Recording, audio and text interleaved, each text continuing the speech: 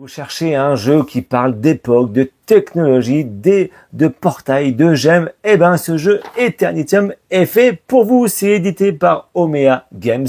Moi c'est Fabien, bienvenue sur la chaîne Objectif des jeux. Je suis là pour vous montrer tout type de jeu que j'ai apprécié et ce jeu Eternitium en fait partie. Pourquoi il en fait partie? C'est un jeu de deck building, déjà ça j'aime bien comme type de jeu, comme type de mécanique, mais surtout c'est un jeu plutôt rapide et surtout accessible qui me permet de jouer avec mes enfants ou entre amis en début de soirée. Un petit jeu rapide, simple à expliquer, mais toujours efficace.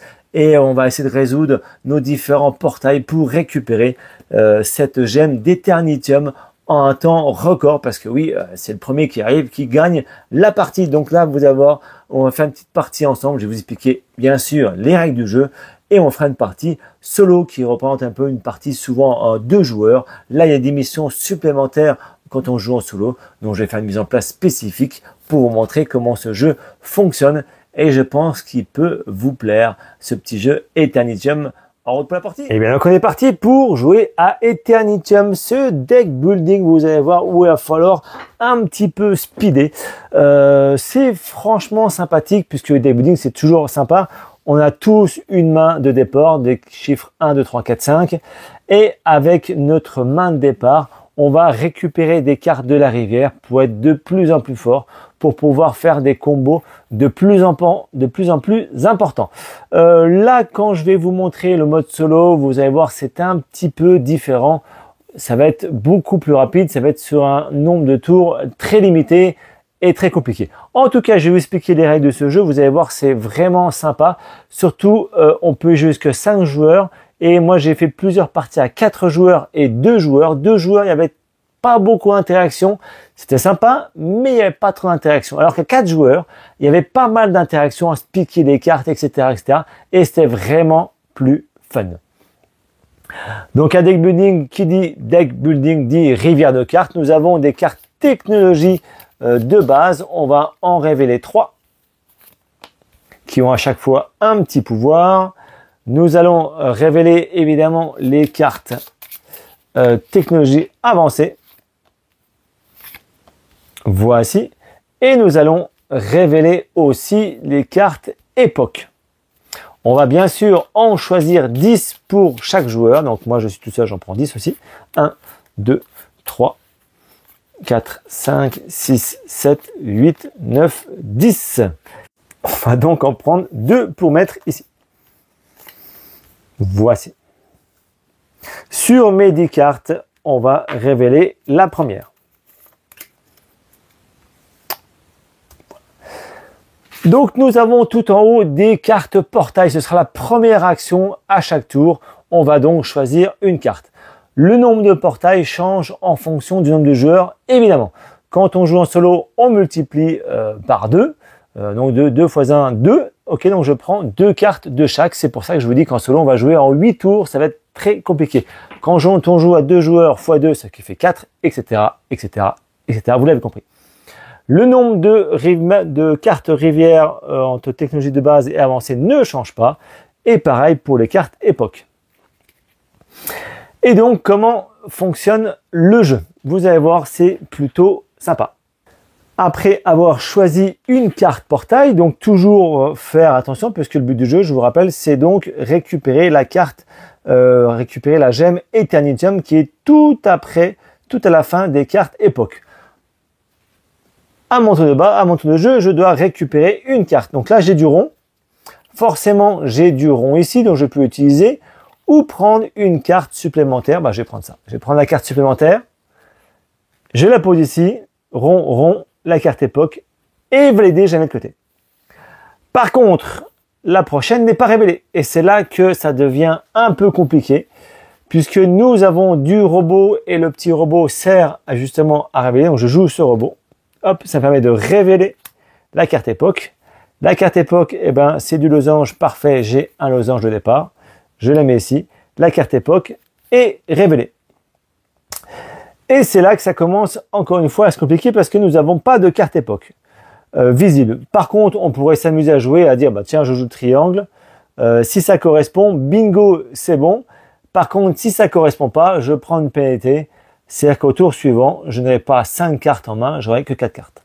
Sinon, évidemment, je peux bien sûr dépenser des cartes, je peux prendre des cartes de la rivière de base ou la rivière avancée. Si je prends par exemple ce robot que je mets tout de suite sur ma pile face cachée, eh ben, je vais être obligé de prendre une carte époque. Si je prends les technologies avancées, il faudra que je prenne les 2 cartes époque. Donc là, je vais prendre, on va dire, celle-ci. Donc je la mets, hop là, comme ça, dessus. Je peux bien sûr continuer à faire C et faire ça. Et là, je ne tente pas le diable, je préfère m'arrêter là. Et les 2 cartes sont défaussées. Je pioche ma carte, je remélange mes cartes. 2, 3, 4, 5. J'en ai 5. Mon tour est fini. Et on passe au joueur suivant, etc. Ok, vous avez compris? C'est vraiment plutôt sympa comme jeu. Les différentes capacités, je ne les connais pas par cœur, mais je vais vous les dire, c'est plus sympathique. Il y a des doubles portails qui sont comme ceci, vous voyez, en technologie de base. Donc là, on permet un petit peu presque à dire, bah tiens, je joue cette carte-là et je dis qu'il y a du losange. Bingo, losange, bah ça passe, c'est passé. Si je me suis trompé, eh ben la carte, je la remets dedans. Je remélange les cartes époque. Et dommage. Nous avons le droïde que je vous ai montré, vous l'avez vu, ça permet de révéler une carte. Nous avons aussi des cartes qui sont ici, Blaster. Ça me permet en fait un petit peu d'échanger ma carte époque avec un autre joueur. Je vous dis, il y a un petit peu d'interaction. Là, ça fonctionne bien. Le Blaster, il est où le Blaster? Il est ici. Eh ben justement, c'est ça que je viens de vous dire. Le smartphone, le smartphone, il est où celui-là? Il est où ce smartphone? Hop, hop, hop. Il est ici, je peux prendre 2 cartes de mon deck. Ok. Donc le niveau des icônes, c'est bon. Le portefeuille, je peux acquérir une technologie de base ou avancée pour une époque de moins. Donc ça, si c'est très très bon. Celui-là, je peux défausser 2 cartes de ma main pour éliminer une époque. Donc ça aussi, c'est plutôt sympa. Et l'analyseur, celui-là, je l'utilise pas souvent. Je peux choisir de détruire ou de défausser des cartes qui sont à main. Donc ça permet d'être sympathique d'abord, d'un petit peu épurer mon deck. Et toutes les cartes des technologies avancées.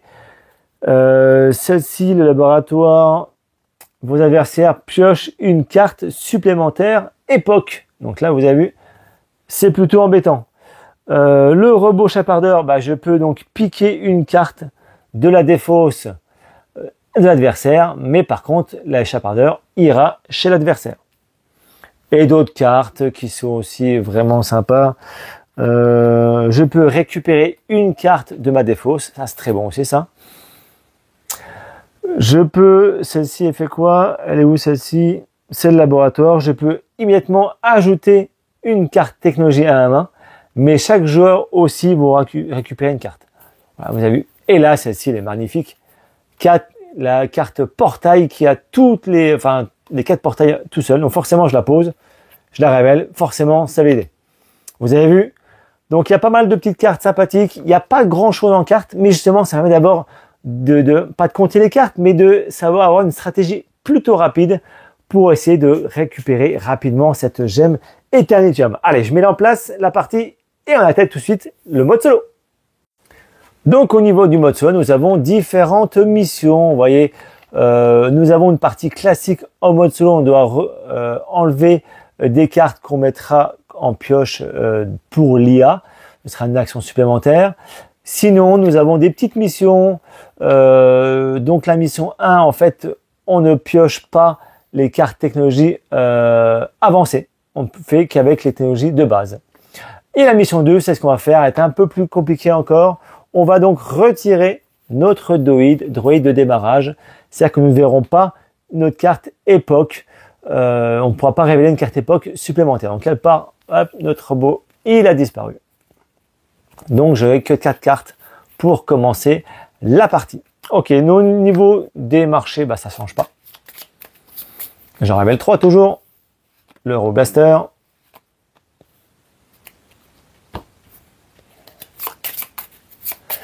Pareil ici. Hop. Voici, je mets 2 cartes époque.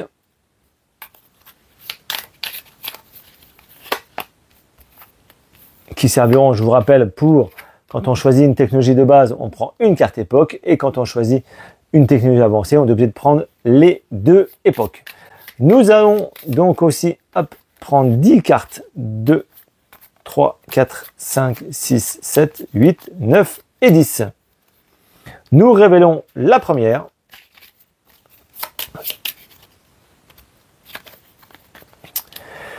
Et donc, on va pouvoir donc attaquer la partie. Ça fait 2 fois que je dis donc en moins de 10 secondes. Et la partie donc, 3 fois donc, se joue en 8 tours. Oui, à chaque début de manche, on pioche une carte portail en plus. Donc là, j'ai un losange. Allez, je vais partir sur le losange qui est ici. Je le défausse. Je défausse donc cette époque. Et là, ça se complique. Je n'ai pas de carte époque visible, ni de carte droïde qui me permettait de faire rendre visible une carte époque.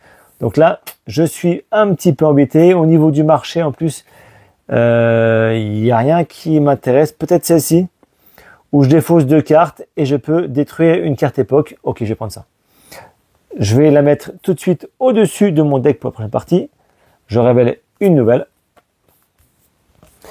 Et je vais donc prendre une carte époque. Je vais prendre celle-ci. Parce que j'ai pris une carte. Technologie. Ça et les cartes qui me restent. Et ben pour l'instant, je vais continuer. Je vais défausser celle-ci pour mettre celle-ci. Et mes cartes qui me restent, je les défausse. Voilà, j'en ai plus besoin parce que je compte pas. Là, hop, je recomplète.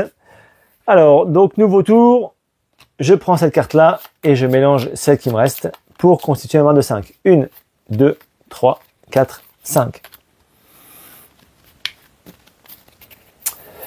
Parfait. Je vais prendre une nouvelle carte. Je vais prendre quoi comme carte? Je sais pas. Mais en tout cas, je suis obligé de prendre une carte portail. Je vais prendre celle-ci. Je vais encore assurer le coup et prendre un robot pour assurer le coup.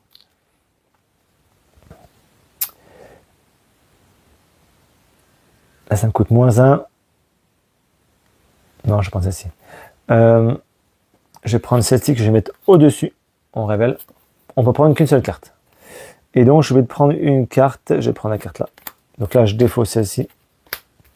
C'est bon. Je vais jouer celle-ci. En défaussant 2 cartes, je vais défausser un portail. Très bien. Les 2 cartes qui me restent, ok, c'est bon, je m'arrête là, je complète. Ici, je remélange. J'en ai 2 en moins. 3, 4, 5. Nouveau tour, nouveau tour, nouveau tour. Je prends une carte, je vais prendre celle-ci. Et donc, j'ai un robot. Ok, j'ai le robot, je vais le jouer tout de suite pour révéler la carte là. La carte là, c'est un losange. Je peux jouer pour enlever celle-ci. Et là, il me reste combien? Il me reste 1, 2, 3, 4, 5, 6, 7. Il me reste 7 quand même. 7.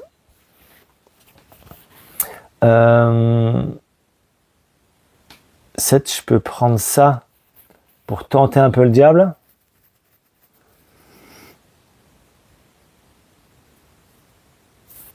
J'ai 4 cartes, là je peux jouer des cartes, mais je peux pas les révéler, c'est embêtant ça. C'est embêtant. Qu'est-ce que je pourrais faire de sympathique? Prendre une double comme ça, c'est quand même risqué. Celle-ci, ça me fait de compétences en gratuite en moins. On va prendre ça. Ok, je vais prendre celle-ci. Donc je suis la mettre dessus, je complète. Et je suis obligé donc de prendre une carte époque. Je vais prendre celle-ci que je vais tout de suite défausser avec ça. Et là, j'ai mes 3 symboles. Est-ce que je tente, en ayant 3 cartes en main, j'ai 3 chances sur 4. Allez, on révèle. Losange, parfait, j'ai le losange, je peux défausser. C'est bon. Là, par contre, il me reste plus que 2. Je les défausse pour assurer le coup. C'est bon. Allez, hop, nouvelle carte. J'en ai 4 en 4. J'en mélange tout ça pour récupérer la 5e. Vous avez vu, hein, y a pas grand chose, c'est épuré, mais c'est tendu. Nouvelle carte en main, j'ai quoi? Ok, j'ai une technologie gratuite. Alors, moi j'ai quoi? Triangle, losange, je prends un rond. Ok. Donc, je peux rapidement ouvrir... Ah non, c'est l'inverse, j'aurais dû faire tout à l'heure, c'est pas grave. Si je pose une valeur et après je révèle. J'ai fait l'inverse tout à l'heure, c'est pas grave. Je vais surtout déposer ça pour défausser deux cartes. Je défausse lesquelles? Je défausse lesquelles? Je défausse deux là. Et celle-ci, elle est cramée. Très bien. Je vais jouer celle-ci pour une technologie de moins. Je peux... Ah, celle-ci est bien, celle-ci. Celle-ci est très très bien, c'est vrai. Je peux révéler les 3 prochaines époques. Je vais la prendre. Ça me coûte que une époque. Je vais prendre... Ah, j'ai pas, dommage. Je vais prendre celle-ci. Okay. Je révèle. Ah, celle-ci aussi. Je pose. Allez. 2, 3, 4, 5. J'en ai 5, d'accord. J'en récupère une nouvelle, ça va être le mon triangle. Et c'est parti. Triangle, je l'ai. Robot, je l'ai, c'est un losange. J'ai mon losange, c'est bon. Il me reste combien de cartes? 4 cartes. Tendu, tendu, tendu. Je tente pas le diable. Parce que j'aimerais tomber sur celle-ci. Ah, quoique si je prends celle-ci, je peux faire les deux là avec celle-ci. Oh, je vais peut-être faire ça. Je la mets ici. Je la mets ici. Donc, je prends 2 cartes époque visibles. Je prends d'abord le triangle que je peux révéler. Le carré que je peux révéler. Je révèle de nouveau carte époque. Carte avancée aussi. Ouh, celle-ci est très bien, celle-ci. Et je ne joue plus. Je ne joue plus. Hop, je pose ça. Je la prends une. 2, 3, 4, 5 cartes. Les cartes là. Je prends une nouvelle carte époque, évidemment. Je vais prendre, allez, celle-ci.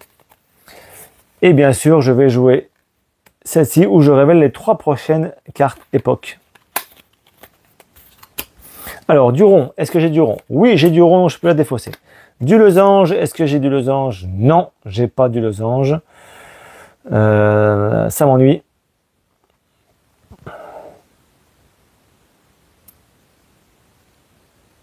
Ça m'ennuie, j'ai pas de losange.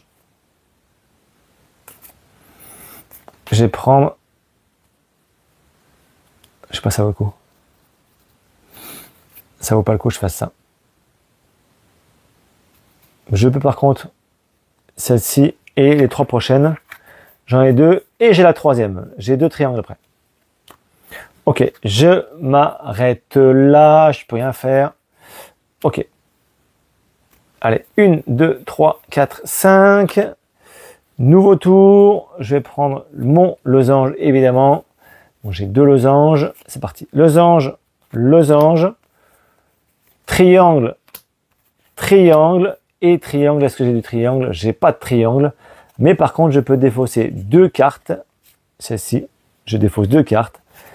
Et je peux défausser mon époque. J'ai réussi à battre la mission 2.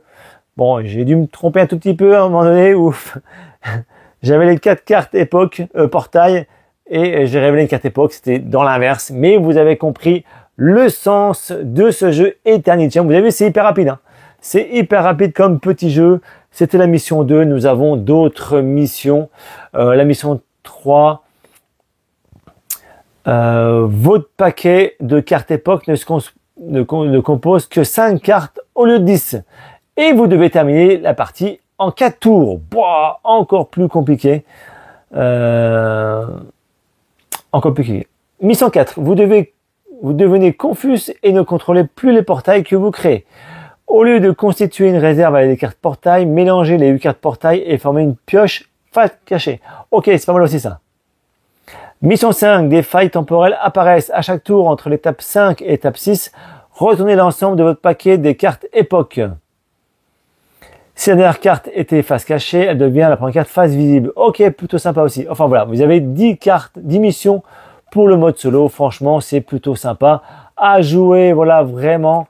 Eternitium, c'est un petit jeu de deck building qui est fort agréable. Et surtout, quand vous voulez pas un jeu trop compliqué à faire découvrir à vos amis, je pense que ce jeu-là est tip top. Voilà, j'espère que ça vous a plu. En tout cas, moi, il m'a convaincu. C'est pour ça que je vous en parle en vidéo et non sur Instagram. Bon petit jeu de deck building, rapide, facile à faire, à découvrir à tout le monde. Plein de petites missions solo, mais le plaisir surtout est quand on joue au moins à 4 joueurs sur ce jeu. Bon jeu à tous et à bientôt.